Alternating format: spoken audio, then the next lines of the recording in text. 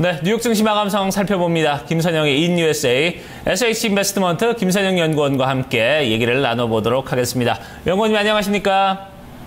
예, 안녕하십니까. 김선영입니다. 네, 자, 뉴욕 증시의 좀 소폭의 상승으로 이제 마감을 했는데 아무래도 좀 지정학적인 요인들이 좀 긴장 상태가 완화된 부분이 좀 크지 않았나 이런 생각이 듭니다. 예, 그렇습니다. 지정학적인 위기감이 다소 감소하면서 오늘 뉴욕 증시 3대 지수가 모두 소폭의 상승세를 보였습니다. 지난 주말 러시아 병력이 우크라이나 국경 지역에서의 군사훈련을 마치고 철수한 데 이어 오늘은 푸틴 대통령이 적십자와 공조해 우크라이나 동부 지역에 인도주의 지원단을 파견한다고 밝힌 것이 향후 사태 해결로 이어질 수도 있다는 기대감으로 바뀌면서 유럽 증시가 지난 5개월 내 최대폭으로 급등했고 뉴욕 증시 역시 상승세를 이어갔습니다.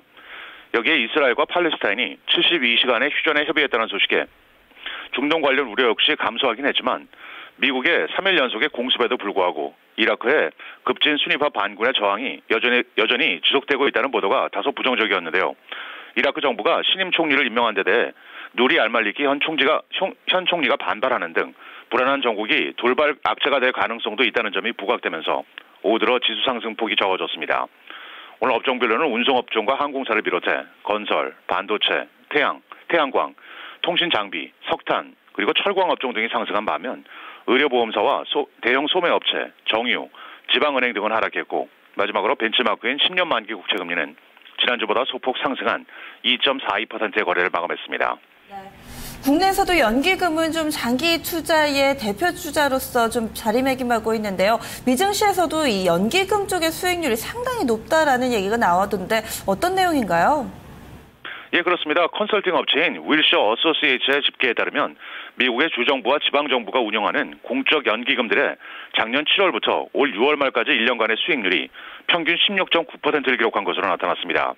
이 같은 수익률은 지난 2011년도에 기록했던 21% 이후 3년 만에 가장 높은 것으로 이 가운데서도 10억 달러 이상의 운용 자산을 가진 대형 연기금들이 사모펀드와 헤지펀드 그리고 대체 투자 자산 등의 투자를 늘리면서 평균 17.4%의 높은 수익을 올린 반면 자산 규모가 적은 연기금들은 투자 위험이 낮은 미국 국채 등에 투자한 탓에 수익률이 상대적으로 낮았다고 회사 측은 분석했습니다. 한편 미국의 인구 센서스 보고에 따르면 지난 3월 말 현재 미국의 100대 공적 연기금의 자산 규모는 약 3조 2천억 달러를 기록하고 있습니다. 오늘 특징 종목들입니다.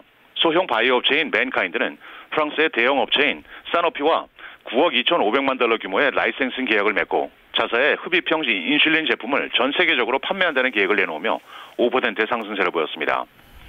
온라인 기반 여행 예약 업체인 프라이스라인은 지난 분기 증시 예상을 상회한 주당 12달러 51센트의 순이익과 전년 대비 26%가 증가한 매출을 거뒀다는 소식에 2%가 상승했지만 다음 분기 매출 전망은 다소 하향 조정했습니다.